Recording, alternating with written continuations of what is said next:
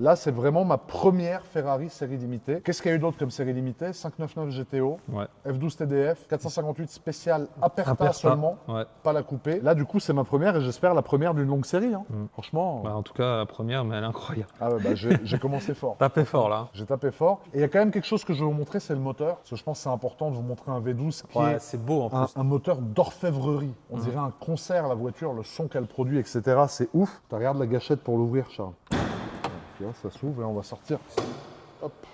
T'as vu comme il est rapproché de l'habitacle? Ah, il est fou. Incroyable. Tu te dis, si tu prends un mur à 200, tu prends le moteur dans la tête, frérot. Et là, quand c'est neuf comme ça, là, T'as le vu, ça sent rouge, le neuf. ça Ouais. déjà à l'intérieur, t'as vu, je t'ai dit direct, Ouais. ça sent le neuf. Mais le rouge, là, je le trouve trop beau, moi, sur les moteurs. Mais même le moteur, il sent le neuf. Ouais, Parce tout. qu'il y a une odeur de moteur chaud neuf. Ouais, Tu vois. incroyable. Donc là, le rouge, regardez les amis. Tu voilà. dors bien, là, de savoir qu'elle a 200 km. Ah ouais, ça j'adore.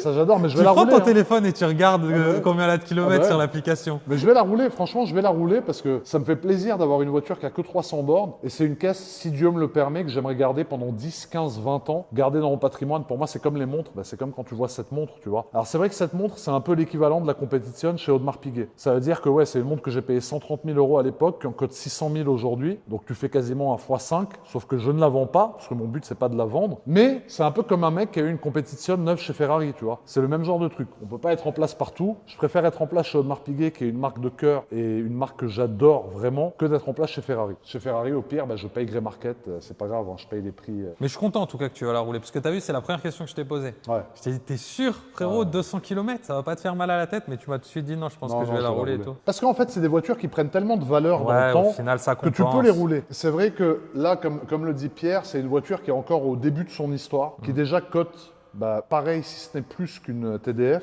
qui pour moi va rester au-dessus de la TDF, en tout cas c'est ce que je pense, parce que c'est une voiture qui a un prix de base qui est plus élevé, et parce que ça reste, à mes yeux, la dernière vraie V12 Ferrari, parce que la 12 cylindrée n'a pas fait l'unanimité, tu vois.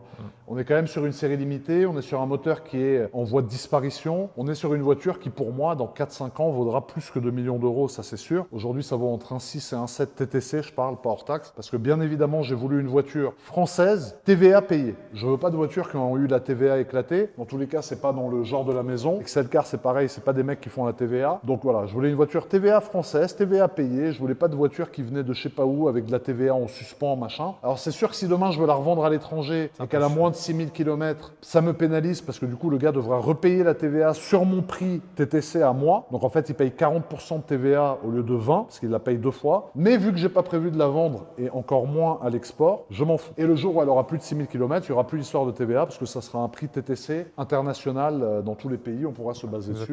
Donc ça ne changera plus grand chose. Voilà pour ce qui est du moteur de cette voiture, les amis, qui est tout simplement magnifique. On va refermer maintenant. On ferme comme des hommes, frérot.